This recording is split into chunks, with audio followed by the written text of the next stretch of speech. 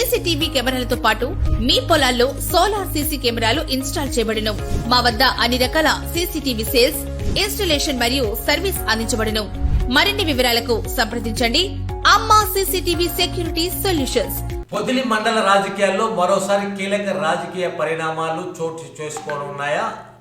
2019 నుంచి 2024 వరకు మార్కాపురం శాసనసభ్యులుగా పనిచేసిన కుందూరు నాగార్జున రెడ్డితో సన్నిహితంగా మెలిగి అప్పటి మంత్రి బాలినేని శ్రీనివాసరెడ్డితోనూ సన్నిహితంగా సంబంధాలు కలిగిన పొదిలి మండలానికి చెందిన పలువురు కీలక నేతలు ఇటీవల జనసేన నాయకులు మాజీ మంత్రి బాలినేని శ్రీనివాసరెడ్డిని కలిసినట్లు సమాచారం. ప్రస్తుతం జనసేన పార్టీలో కీలక పాత్ర పోషిస్తున్న మాజీ మంత్రి బాలినేని శ్రీనివాసరెడ్డి త్వరలో జరగనున్న స్థానిక సంస్థల ఎన్నికల దృష్టిలో పెట్టుకొని ఉమ్మడి ప్రకాశం జిల్లాలో తానుకు ఉన్న విస్తృత పరిచయాలతో వైఎస్ఆర్ కాంగ్రెస్ పార్టీలోని తన అనుచరులు సన్నిహితులను జనసేనలోకి తీసుకురావడానికి చర్చలు జరుపుతున్నట్లు తెలుస్తుంది.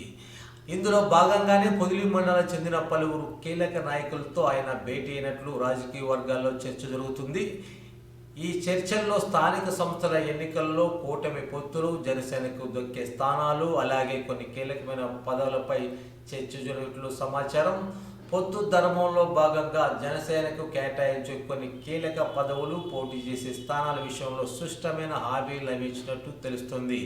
దీంతో పొదిలి మండలం చెందిన ఆ నలుగురు కీలక నేతలు తమ అనుచరులతో కలిసి త్వరలో జనసేన పార్టీలో చేరేందుకు రంగం సిద్ధం చేసుకున్నట్లు విశ్వసనీయ వర్గాల సమాచారం.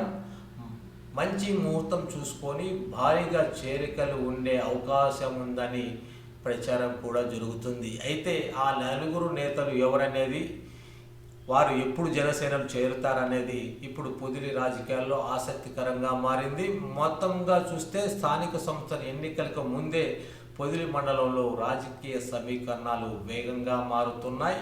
ఈ పరిణామాలు రానున్న రోజుల్లో పొదిలి రాజకీయాలపై ఎలాంటి ప్రభావం చూపుతాయో వేచి చూడాల్సిందే.